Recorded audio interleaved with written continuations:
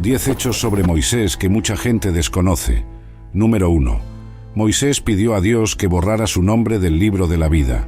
¿Qué ocurrió para que Moisés hiciera esta declaración y qué podemos aprender de esto? Sucedió al mismo tiempo que la adoración del becerro de oro. La parábola del becerro de oro arroja luz sobre la naturaleza humana y la tendencia de los individuos a alejarse de su compromiso con Dios. Es irónico que mientras Moisés estaba en el monte Sinaí, recibiendo los 10 mandamientos de Dios, los israelitas estaban rompiendo el primer mandamiento que dice que no tendrás otros dioses delante de mí. Los israelitas, impacientes con Moisés en el monte Sinaí, decidieron crear un nuevo Dios para adorar. Para lograrlo, fundieron sus joyas de oro y construyeron un becerro de oro con ellas. La impaciencia del pueblo los llevó a acudir a Aarón y le dieron la responsabilidad de servir como su guardián espiritual en lugar de Moisés. Aarón obedeció y transformó sus pendientes de oro en un becerro dorado esculpido, lo cual estaba específicamente prohibido.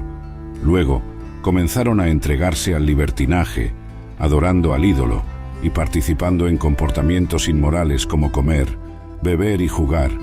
Entonces el Señor le dijo a Moisés: «Baja de inmediato, porque tu pueblo, al que sacaste de la tierra de Egipto, se ha corrompido. Se han apartado rápidamente del camino que les ordené. Se han hecho un becerro fundido y lo han adorado y sacrificado a él, y han dicho: Este es tu Dios, oh Israel, que te sacó de la tierra de Egipto». Éxodo capítulo 32, versículos 7 y 8. El descenso de Moisés de la montaña con las 2 tablas del testimonio lo encontró con Josué en el camino y llegó al pueblo mientras celebraban su festín idolátrico y sensual. En un arrebato de justa ira, rompió las tablas de la ley como testigo de lo que el pueblo ya había hecho. Éxodo capítulo 32, versículos 31 a 34. Entonces Moisés regresó ante el Señor y dijo: «Oh, qué gran pecado han cometido estas personas. Se han hecho dioses de oro. Pero ahora, por favor, perdona su pecado, pero si no, bórrame del libro que has escrito». El Señor le respondió a Moisés: «A quien haya pecado contra mí, lo borraré de mi libro. Ahora ve, guía al pueblo al lugar del que hablé, y mi ángel irá delante de ti. Sin embargo, cuando llegue el momento de castigar, castigaré su pecado». Moisés no minimizó la gravedad del pecado cometido por el pueblo, ni intentó restarle importancia. Ellos eran responsables de glorificar una deidad de oro. A pesar de la enormidad del pecado del pueblo, Moisés pidió perdón. Esta fue una súplica a la misericordia y gracia de Dios. Moisés suplicó a Dios que perdonara a Israel debido a su propia identificación de sacrificio con el pueblo pecador. Si Dios se negaba a perdonar, Moisés pidió ser condenado como sacrificio por su pueblo pecador. Moisés sintió que Israel había pecado tan terriblemente que la sangre de un dios o un buey no podía cubrirlo. Tenía que ser un hombre quien sufriera en su lugar. Por lo tanto, se ofreció a ser borrado del libro de Dios si de alguna manera podía rescatar al pueblo. Dios dijo no a la solicitud de Moisés, pero podemos decir que Dios estaba anticipando el sacrificio de uno mayor que Moisés, quien se daría a sí mismo por el pueblo, trayendo una expiación completa y total. Por supuesto, Jesús tenía el mismo corazón sacrificial cuando murió por nuestros pecados. Dios aceptó perdonar a la nación, pero se reservó el derecho de juzgar a los pecadores individuales. Ahora pues, ve, guía al pueblo al lugar del que he hablado. Fue la promesa de Dios de mantenerse fiel a Israel y mantener su presencia con ellos. Mi ángel irá delante de ti. Número 2. Moisés y el ídolo de Nehushtan. Los libros bíblicos de los reyes se refieren a la imagen de una serpiente enrollada alrededor de un poste como Nehushtan. La imagen se describe en el libro de Números después de que fueran liberados de Egipto. El pueblo comenzó a quejarse a Dios sobre las condiciones de sus vidas, y como respuesta directa, Dios dispersó entre ellos serpientes ardientes. Muchos del pueblo terminaron falleciendo, y muchos más estaban muriendo.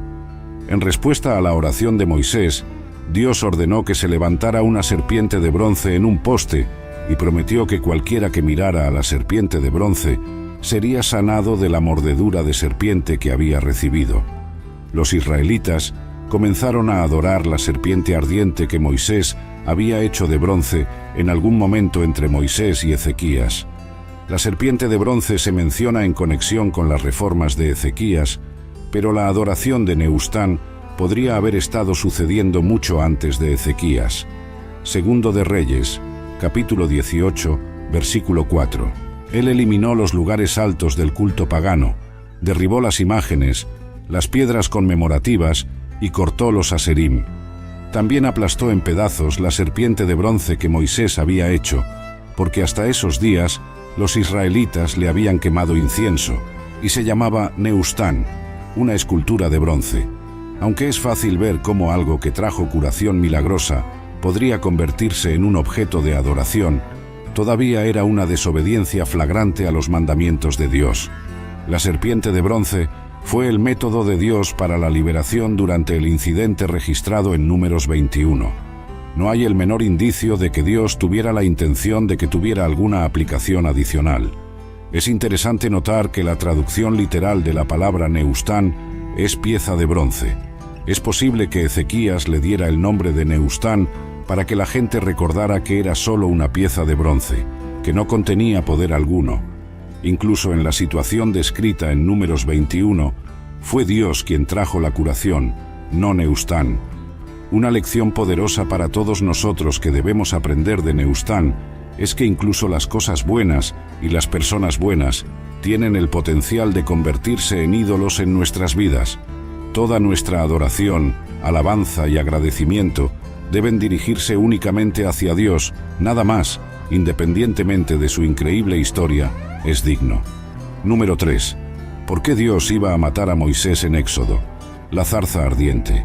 Dios eligió a Moisés para liberar a los israelitas del servidumbre de Egipto y guiarlos a la tierra prometida. Moisés también es conocido como el dador de la ley y el mediador de los antiguos pactos. El encuentro con Dios en la zarza ardiente, donde Dios invitó a Moisés a ser el salvador de su pueblo, fue un evento clave en la vida de Moisés. El Señor prometió a Moisés que liberaría a su pueblo de Egipto y los llevaría a una tierra de abundancia, es decir, Canaán. 40 años después de huir a Madián, Moisés regresó a Egipto por mandato de Dios. Fue con su esposa e hijos, Séfora, Gersón y Eliezer. Pero antes de que Moisés pudiera entregar el mensaje, tuvo que aprender la obediencia por sí mismo. Había fallado en circuncidar a su propio hijo, Gersón o Eleazar, posiblemente debido a la oposición de Séfora. Éxodo capítulo 4, versículos 24 a 26. Pero sucedió que en el campamento nocturno en el camino, el Señor se encontró con Moisés y buscó ponerlo a muerte. Entonces Séfora tomó un pedernal y cortó el prepucio de su hijo y lo arrojó a los pies de Moisés, diciendo: «Ciertamente eres un esposo de sangre para mí». Así que él lo dejó. En ese momento dijo: «Un esposo de sangre por causa de la circuncisión». Moisés estaba a punto de ser extinguido por Dios debido a su mal proceder. La naturaleza de la transgresión de Moisés no se revela claramente en Éxodo capítulo 4, versículos 24 a 26, pero las circunstancias que lo rodean ofrecen pistas significativas. El rito sagrado de la circuncisión, que simbolizaba el pacto del Todopoderoso con su pueblo elegido, parece haber sido pasado por alto por Moisés. Esto podría haber sido debido a la presión de su tribu adoptiva madianita, Séfora, quien obviamente encontraba desagradable la circuncisión. También pudo haberlo convencido de no circuncidar a su hijo.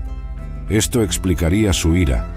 Ella creía que al derramar la sangre de su hijo, había salvado la vida de su esposo. Moisés había desobedecido el mandamiento de Dios. Sin embargo, Dios está diciendo ahora a Moisés: «Yo no uso a todos, uso a aquellos que son santos y rectos». Tú y yo sabemos que no somos santos y rectos en nosotros mismos, que somos justos solo a través de Cristo. Pero eso no significa que continuemos pecando para que la gracia abunde. Moisés iba a regresar y representar a Dios, pero aún no había hecho lo que un representante justo de Dios haría, incluso con sus propios hijos. Así que Dios buscó matar a Moisés. Dios es muy severo en sus juicios porque está dejando en claro que no es un Dios con el que se juegue. Por lo tanto, como Moisés iba a ser el libertador, tenía que trabajar en áreas de su propia vida que estaban desalineadas, porque Dios es santo. Este nivel de juicio también se aplica a los israelitas. Dios nos muestra que no va a usar a un pueblo injusto para juzgar a otros. Moisés era inadecuado para servir como líder espiritual debido a su pecado sin resolver, y el problema tenía que ser remediado antes de que pudiera llevar a cabo su tarea adecuadamente. Tan pronto como Séfora completó la tarea, el Señor lo dejó ir. En resumen, Dios estaba planeando matar a Moisés, ya que él iba a enseñar la ley de Dios a los israelitas, pero él mismo la estaba rompiendo. Número 4. A Moisés no se le permitió entrar en la tierra prometida. A veces el castigo no parece ajustarse al crimen. A primera vista, que Moisés golpeara una roca en el desierto por frustración con los israelitas no parece ser una razón justa para que se le impida ver la tierra prometida. Después de todo, había visto las 10 plagas, lideró a Israel fuera de Egipto y a través del Mar Rojo, entregó los 10 mandamientos desde el monte Sinaí y ganó muchas de las batallas de Israel. Entonces, ¿por qué Dios permitiría que un solo golpe de roca en Meriba le impidiera entrar en la tierra que Dios había prometido a Israel? Los israelitas se quejaron a Moisés por su falta de agua. También pusieron a prueba al Señor. Así que Moisés clamó al Señor pidiendo ayuda, diciendo: ¿qué haré con este pueblo? Están casi listos para apedrearme. Entonces el Señor dijo a Moisés: pasa delante del pueblo, y toma contigo a algunos de los ancianos de Israel, y toma en tu mano la vara con la que golpeaste el Nilo, y ve, he aquí, estaré delante de ti allí en la roca en Horeb, y golpearás la roca, y saldrá agua de ella, para que el pueblo beba. Y Moisés lo hizo así a la vista de los ancianos de Israel. Éxodo capítulo 17, versículos 4 a 6. Agua fluyó de las rocas proporcionando una bebida para los israelitas. En esencia, los israelitas se acercaron a Moisés con un problema. Moisés subió a Dios. Dios le dio instrucciones específicas a Moisés, y al seguirlas, el agua comenzó a fluir. Considera lo que sucede en la segunda Meriba, cuando Moisés se frustra y desobedece a Dios. Números 20 contiene el segundo milagro. Los israelitas llegaron al desierto de Sin, cerca de Kadesh. Los israelitas se quejaron nuevamente a Moisés por la falta de agua. Números capítulo 20, versículos 1 a 13. El segundo milagro. Entonces los israelitas, toda la congregación, llegaron al desierto de Sin en el primer mes, en el 40º año después de salir de Egipto, y el pueblo vivía en Kadesh. Allí murió Miriam y fue sepultada. Ahora no había agua para la congregación, y se reunieron contra Moisés y Aarón. El pueblo contendió con Moisés y dijo: ojalá hubiéramos perecido cuando nuestros hermanos perecieron delante del Señor. ¿Por qué has traído la asamblea del Señor a este desierto para morir aquí, nosotros y nuestro ganado? ¿Por qué nos hiciste subir de Egipto para traernos a este miserable lugar? No es un lugar de grano, higos, vides o granadas, y no hay agua para beber. Luego Moisés y Aarón fueron desde la presencia de la asamblea a la entrada del tabernáculo de reunión y cayeron sobre sus rostros en oración. Entonces la gloria y brillantez del Señor les apareció, y el Señor habló a Moisés diciendo: toma la vara, y tú y tu hermano Aarón reúnan a la congregación y hablen a la roca delante de ellos para que dé su agua. De esta manera sacarás agua para ellos de la roca y darás de beber a la congregación y a su ganado. Así que Moisés tomó la vara de delante del Señor, tal como él le había ordenado. Y Moisés y Aarón reunieron a la asamblea delante de la roca, y Moisés les dijo: escuchen ahora, rebeldes, ¿debemos sacarles agua de esta roca? Luego Moisés alzó su mano con ira, y con su vara golpeó la roca 2 veces, en lugar de hablarle como el Señor había ordenado. Y el agua brotó abundantemente, y la congregación y su ganado bebieron. Pero el Señor dijo a Moisés y a Aarón: porque no creyeron en mí, para tratarme como santo a la vista de los hijos de Israel. Por tanto, no llevarán a esta asamblea a la tierra que les he dado. Estas son las aguas de Meriba, donde los hijos de Israel contendieron con el Señor, y Él se mostró santo entre ellos. Moisés se había cansado del pueblo de Dios. ¿Acaso Dios simplemente lo dejó pasar? Ellos le desafiaron a Dios y desafiaron la administración de Moisés en todo momento. A primera vista, parece que Dios está castigando severamente a Moisés. Después de todo, Moisés había seguido fielmente las instrucciones de Dios hasta este punto. ¿No podría Dios simplemente dejarlo pasar? Fue demasiado lejos. Primero debemos entender que el primer golpe de la roca prefiguraba a Cristo. Primera de Corintios, capítulo 10, versículos 1 a 5.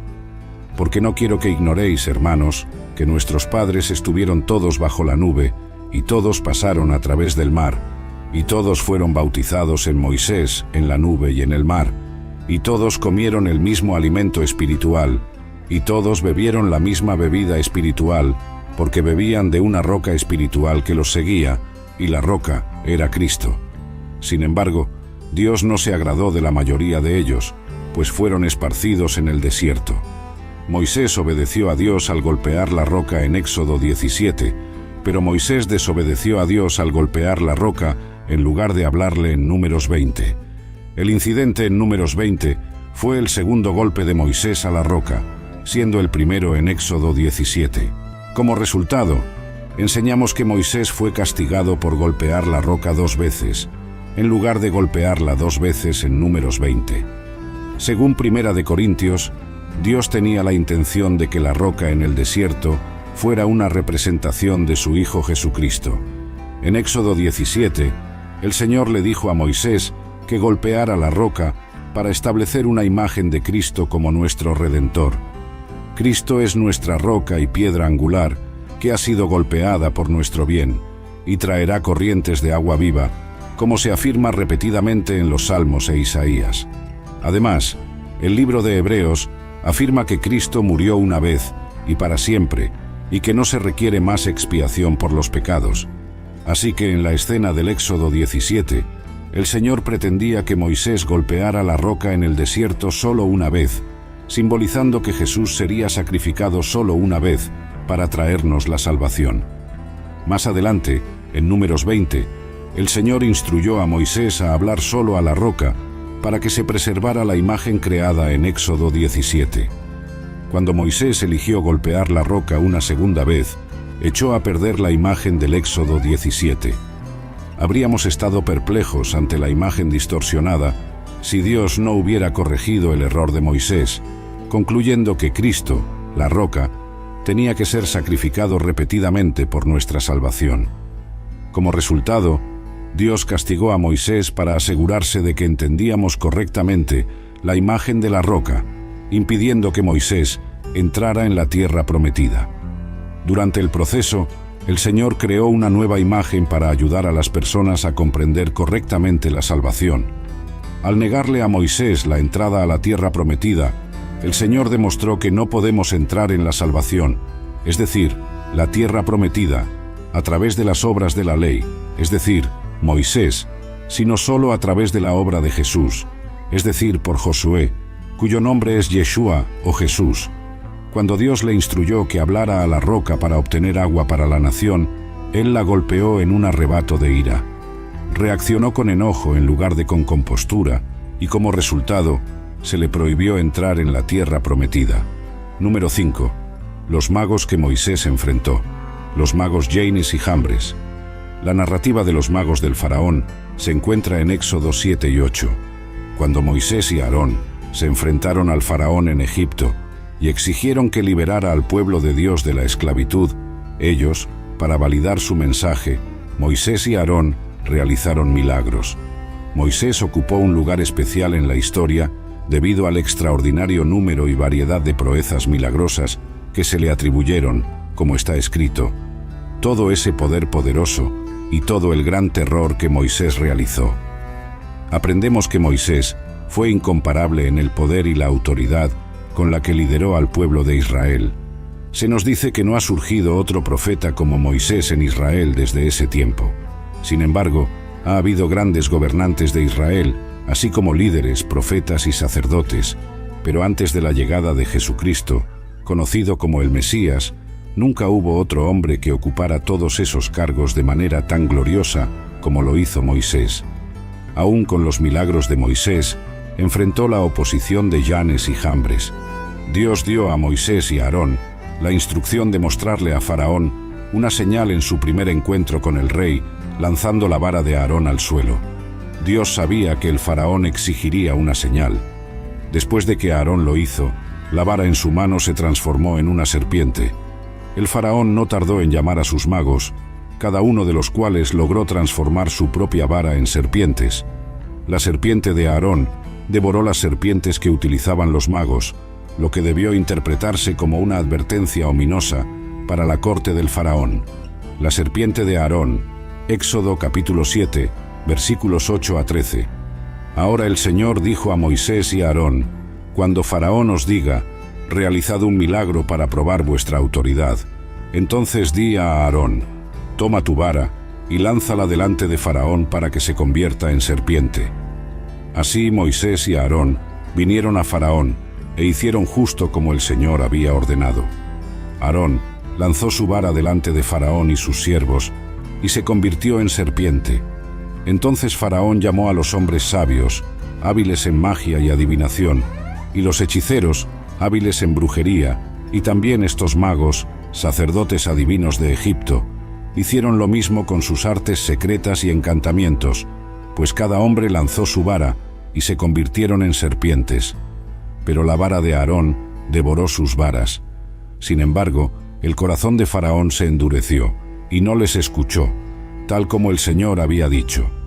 Los magos del Faraón tuvieron éxito en realizar milagros 2 veces más, igualando los signos que Moisés y Aarón les habían mostrado. La primera plaga que Moisés invocó sobre los egipcios fue una plaga de sangre. Los magos también pudieron convertir el agua en sangre, como lo había hecho Moisés con el río Nilo. Éxodo capítulo 7, versículos 19 a 22. Plaga de sangre. Entonces el Señor dijo a Moisés: di a Aarón: toma tu vara y extiende tu mano sobre las aguas de Egipto, sobre sus ríos, sobre sus arroyos, sobre sus estanques y sobre todos sus depósitos de agua, para que se conviertan en sangre.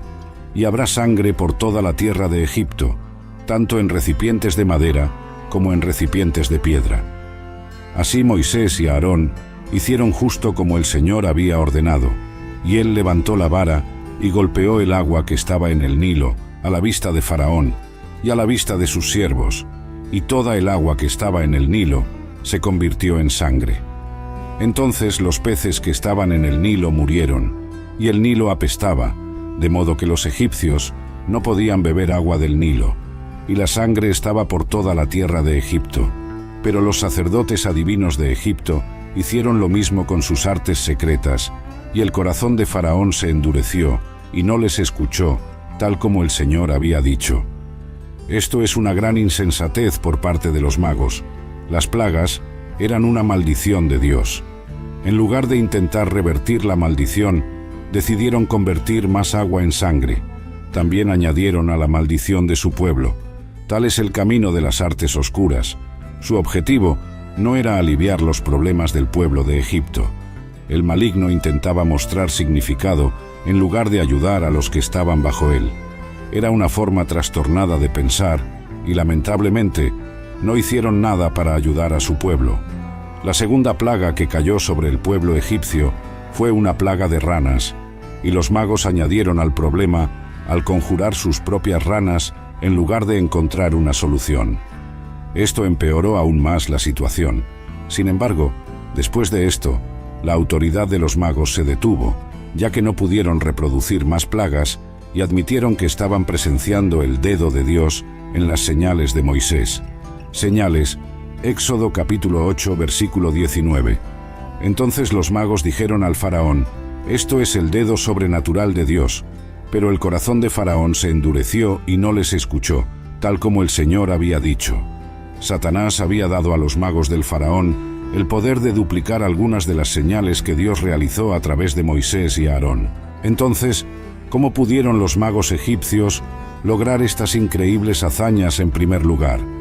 Aunque no tan poderoso como Dios, Satanás, que fue uno de los ángeles más altos de Dios, puede engañar, emular milagros e incluso predecir el futuro con cierto grado de precisión. La fuerza de Dios finalmente triunfó sobre los planes de los hechiceros egipcios. No tuvieron éxito en convocar piojos. La fuerza de Dios es lo suficientemente vasta como para superar fácilmente la fuerza de Satanás.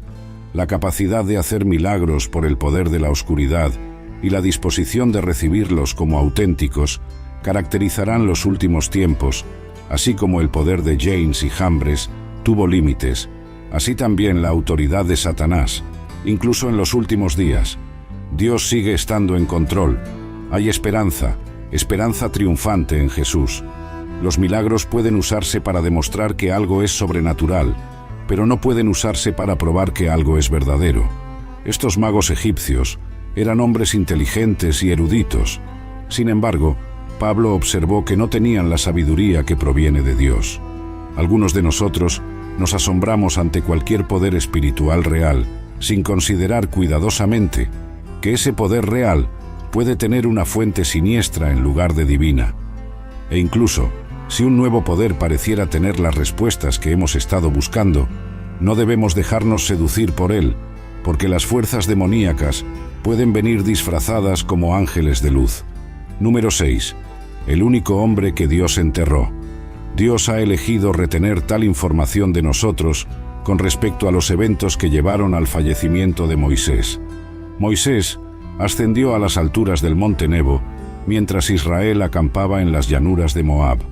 Desde allí, tuvo una vista clara de toda la tierra prometida hasta la costa del mar occidental. Deuteronomio capítulo 34, versículos 1 a 3. Deuteronomio. Ahora Moisés subió desde las llanuras de Moab al monte Nebo, a la cima de Pisga, que está frente a Jericó. Y el Señor le mostró toda la tierra, desde Galaad hasta Dan, y todo Neftalí, y la tierra de Efraín y Manasés, y toda la tierra de Judá hasta el mar occidental, el mar Mediterráneo, y el Negev, y la llanura, el valle de Jericó, la ciudad de las palmeras, hasta Zoar. ¡Qué título tan honorable! Moisés se distingue como el siervo de Jehová. Ejemplificó esto a lo largo de su vida trabajando arduamente en todo lo que hizo, porque esperaba en Dios para sus instrucciones, como un siervo espera a su amo, y se esforzó por conducirse según el patrón que se le había presentado en el Monte Santo. Como siervo, Moisés estaba dedicado a Dios. No lo ves abrumando ni ignorando su oficio. Su consideración por el nombre del Señor era profunda. Su lealtad a la causa del Señor era inquebrantable, y su fe en la palabra del Señor era firme. Pero siervo de Dios como era Moisés, debía morir. Es el destino que le espera a la mayoría de los hombres. Solo 2 personas pueden dejar este mundo y entrar en las moradas de gloria sin tener que cruzar el río de la muerte. Moisés no es uno de los 2. Al final de la vida de Moisés, Dios le dio a Moisés un vistazo de la tierra por la que había dejado Egipto. Moisés subió al monte Nebo desde las llanuras de Moab hasta la cima de Pisga. Hay un Pisga donde también debemos pasar y ser reunidos con nuestros padres, que podamos subir a él tan dispuestos como Moisés, el siervo de Dios. La manera de la muerte de Moisés es sumamente notable. Las circunstancias que rodearon el fallecimiento de Moisés son bastante extraordinarias.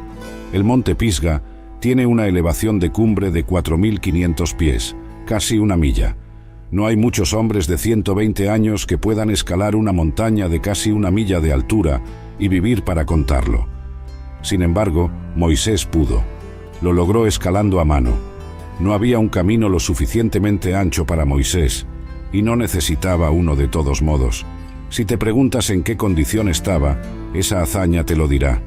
Aquí estaba Moisés, casi 1 siglo y 1/4 de edad, subiendo a la cima de un pico de 4.500 pies de altura y pasándola genial una vez allí. Moisés no está lleno de autocompasión. La extraordinaria escena del hombre de Dios de pie, solo en la cima de la montaña, con una vista de Canaán extendida debajo de él. No fue tomado por sorpresa. Su muerte fue prevista desde hace mucho tiempo. Moisés sabía algún tiempo antes de que debía morir sin pisar Canaán. El gran hombre tuvo así un amplio conocimiento de su propia partida. Debo agregar que, si bien la muerte de Moisés demuestra la sabiduría amorosa de Dios, la forma en que murió demuestra ampliamente la gracia de Dios. Después de que a Moisés se le asegurara que moriría, nunca hubo una queja o incluso una oración en contra. Su muerte fue la culminación de su vida. Se dio cuenta de que había logrado su propósito. Había sido encargado de guiar al pueblo a través del desierto, lo cual había hecho. Además, murió en la mejor compañía posible. Algunos hombres mueren de manera más apropiada en compañía de sus hijos.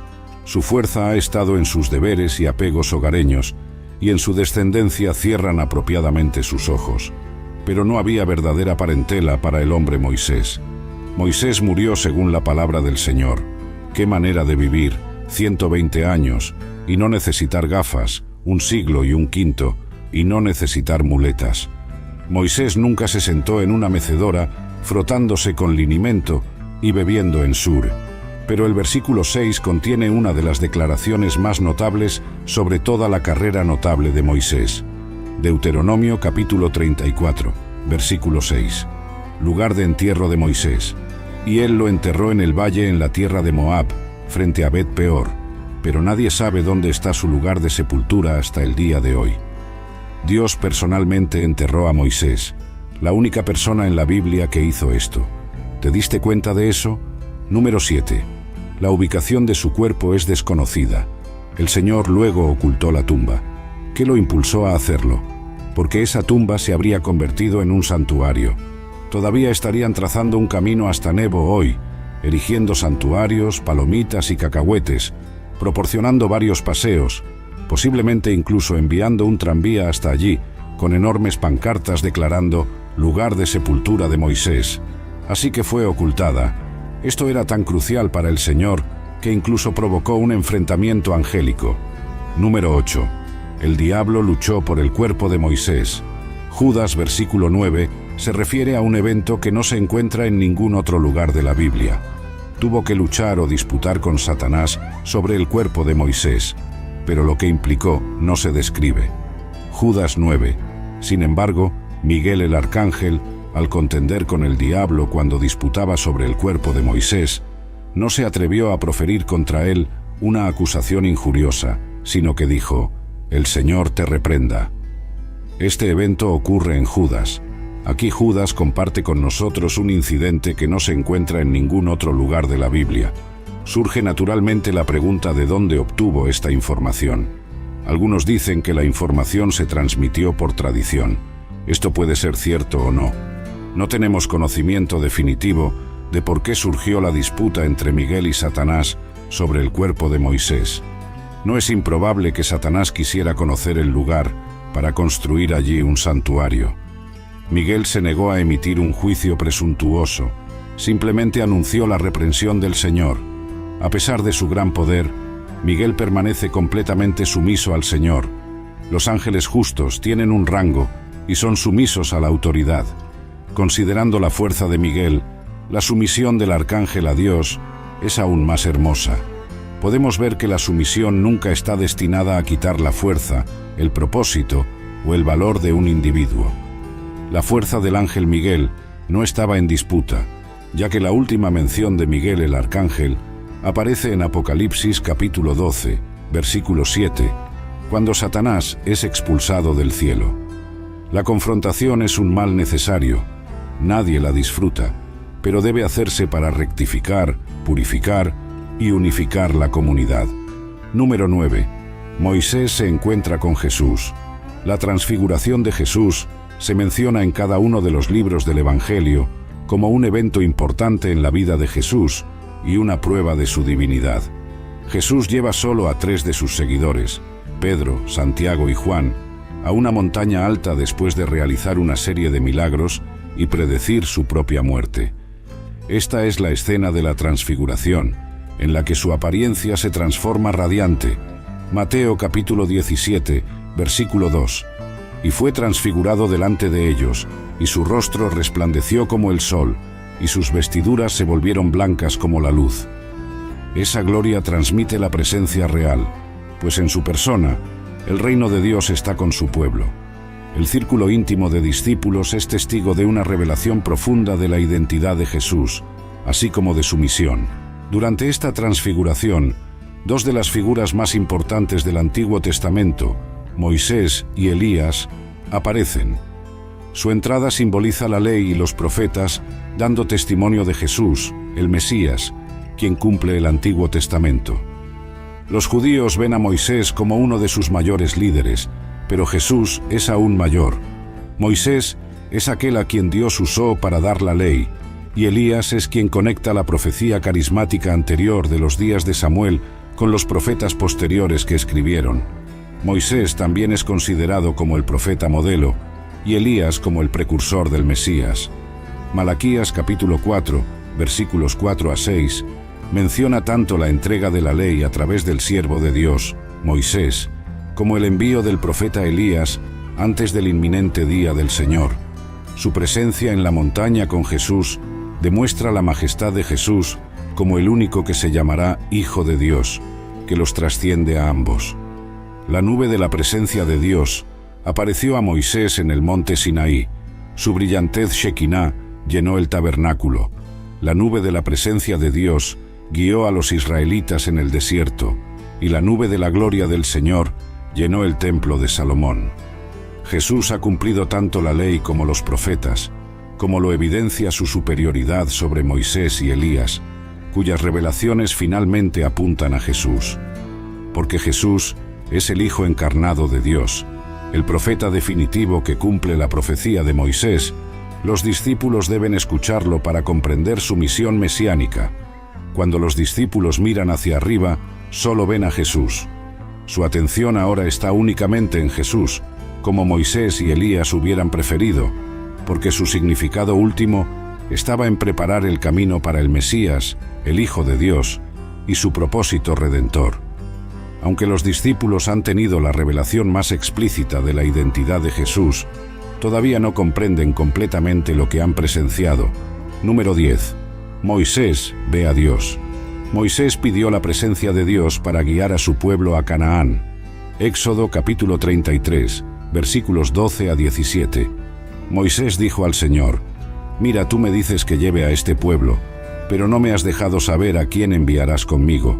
Sin embargo, has dicho: te conozco por tu nombre, y también has hallado gracia en mis ojos. Ahora pues, si he hallado gracia en tus ojos, te ruego que me enseñes tus caminos para que te conozca y halle gracia en tus ojos. Considera también que esta nación es tu pueblo». Y el Señor dijo: «Mi presencia irá contigo, y te daré descanso». Y Moisés le dijo: «Si tu presencia no va conmigo, no nos hagas subir de aquí, porque ¿cómo se sabrá que he hallado gracia en tus ojos, yo y tu pueblo? No es en que tú vas con nosotros, de modo que nosotros, tu pueblo y yo, seremos distinguidos de todos los pueblos que están sobre la faz de la tierra». El deseo de Moisés por la presencia de Dios. Y el Señor dijo a Moisés: «Haré también esto que has dicho, porque has hallado gracia en mis ojos, y te conozco por tu nombre». Aquí vemos a Moisés y Dios conversando abierta y honestamente, como si fueran amigos. Dios había prometido enviar un ángel para acompañar a los israelitas, pero esto no satisfizo a Moisés. ¿Quién era exactamente este ángel? Moisés estaba interesado. Moisés deseaba que la presencia de Dios acompañara a los israelitas, no solo un ángel. Moisés también pidió a Dios que le enseñara sus caminos, lo cual Dios concedió en Éxodo capítulo 34, versículos 5 a 7. Y el Señor descendió en la nube, y estuvo allí con él, y proclamó el nombre del Señor.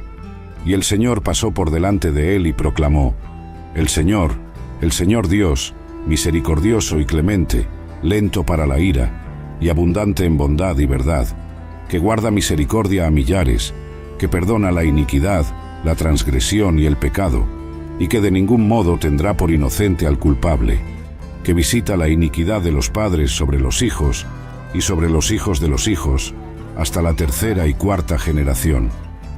Moisés se encontró con Dios en una zarza ardiente. Había presenciado cómo Dios humilló al faraón y a los egipcios. Había presenciado cómo Dios partió el mar, y proveyó agua de una roca, y había pasado 40 días y 40 noches en el monte Sinaí con Dios. Moisés había presenciado las señales y maravillas de Dios. Ahora deseaba encontrarse con Dios mismo. Deseaba tener una relación personal con Dios, más deseable que todas sus obras y bendiciones combinadas. Conocer personalmente a Dios es la mayor bendición que cualquier ser humano puede recibir. Juan capítulo 17, versículo 3. Juan 17, 3. Y esta es la vida eterna, que te conozcan a ti, el único Dios verdadero, y a Jesucristo, a quien has enviado. Dios respondió graciosamente al deseo de Moisés de saber quién iría con él, diciendo: mi presencia irá contigo. La tú es singular en hebreo. El Señor conocía a Moisés, y Moisés había hallado favor en sus ojos. Moisés, por otro lado, no estaba satisfecho con su relación. Deseaba más de Dios. Aunque había presenciado la zarza ardiente, la apertura del Mar Rojo, visto agua brotar de la roca y comido maná del cielo, todo eso era noticia vieja para él. Deseaba aprender más sobre Dios. Deseaba una comprensión más profunda de Dios. Así que Moisés le dijo al Señor: por favor, enséñame tus caminos para conocerte. Moisés era como un hombre hambriento sentado a una buena comida. No estaba satisfecho con solo picar un aperitivo y probar la sopa. Quería devorar todo lo que el Señor tenía para ofrecer. Moisés entendía lo que el salmista decía: como el ciervo brama por las corrientes de las aguas, así clama por ti, oh Dios, el alma mía. Salmo 42, versículos 1 a 2. Salmo capítulo 42, versículos 1 a 2. Como el ciervo brama por las corrientes de las aguas, así clama por ti, oh Dios, el alma mía. Mi alma tiene sed de Dios, del Dios vivo. Todo corazón creyente debería tener esta actitud. Dios no está interesado en meros asistentes a la iglesia. Desea ser conocido por aquellos que tienen hambre y sed. De hecho, conocer a Dios es el significado de la vida eterna. Moisés, sin duda, ha sentado un maravilloso ejemplo de intercesión y mediación con Dios. Qué gran hombre temeroso de Dios fue él. Dios aprobó de él. Sin embargo, un mediador mayor que Moisés estaba por venir, Jesucristo, en quien Dios también se complació. Y debido a Cristo, los cristianos también tienen los mismos privilegios que tenía Moisés. Nosotros también podemos conocer a Dios. También somos amigos de Dios y podemos hablar con Él cara a cara. Entonces Moisés dijo: ahora muéstrame tu gloria. Éxodo capítulo 33, versículo 18. Moisés quería aún más. Le dijo al Señor: por favor, permíteme ver tu gloria. En otras palabras, Moisés quería ver una manifestación visible del Dios invisible, hacerse público para él y proporcionar una exhibición observable de su deidad gloriosa. ¿Estás satisfecho con escuchar un sermón y cantar algunas canciones a Dios? ¿O anhelas constantemente ver más de Dios en tu vida, captar un mayor sentido de la gloria de Dios? Moisés se atrevió a hacer una última petición especial: ahora muéstrame tu gloria.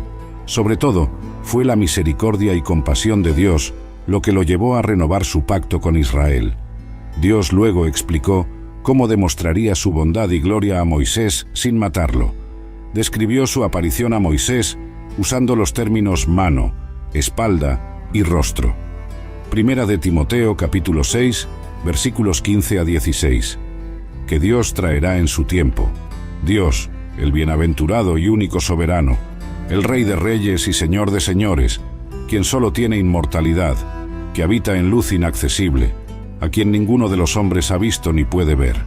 A Él sea honor y dominio eterno. Amén. La promesa de Dios de mostrar a Moisés su bondad, su gloria, se cumplió poco después, como se describe en Éxodo capítulo 34, versículos 5 a 7. Éxodo capítulo 33, versículos 19 a 20. Y el Señor dijo: haré pasar toda mi bondad delante de ti, y proclamaré el nombre del Señor delante de ti. Y tendré misericordia de quien tenga misericordia, y tendré compasión de quien tenga compasión. Pero dijo: no podrás ver mi rostro, porque no me verá hombre, y vivirá. La petición de Moisés fue concedida graciosamente por el Señor. Prometió mostrarle un vistazo de su gloria. Dios demostraría su bondad a Moisés mientras proclamaba su propio nombre, el Señor. Aunque se le concedió ese encuentro extraordinario, Moisés sería incapaz de ver el rostro de Dios, porque los humanos no pueden ver su rostro y vivir. Éxodo capítulo 33, versículos 21 a 23. Y el Señor dijo: He aquí un lugar junto a mí, y tú estarás sobre la roca. Y cuando pase mi gloria, te pondré en una hendidura de la roca, y te cubriré con mi mano hasta que haya pasado. Luego apartaré mi mano, y verás mis espaldas, pero mi rostro no se verá. Mientras Moisés estaba de pie sobre una roca, pasaría la gloria de Dios. Dios le dijo: Te pondré en la hendidura de la roca, y te cubriré con mi mano hasta que haya pasado. Luego retiraré mi mano, y verás mi espalda. En otras palabras, el Señor limitaba la exposición de Moisés a su gloria por su propio bienestar. No podía ser sometido a más que un vistazo de la gloria de Dios desde atrás. A pesar de esto, su rostro brillaría literalmente con la maravilla del encuentro y la sacralidad de hablar con el Señor, como resultado de incluso esta exposición limitada. Por supuesto, debido a que Dios es espíritu, Él no tiene cuerpo, y por lo tanto, no tiene espalda, así como no tiene brazo. Nadie ha visto jamás a Dios en toda su gloria, pero el Hijo de Dios lo ha revelado. De hecho, Jesús dijo a sus discípulos: El que me ha visto a mí, ha visto al Padre, en Juan capítulo 14, versículo 9. Hasta entonces, seguimos caminando por fe con Dios.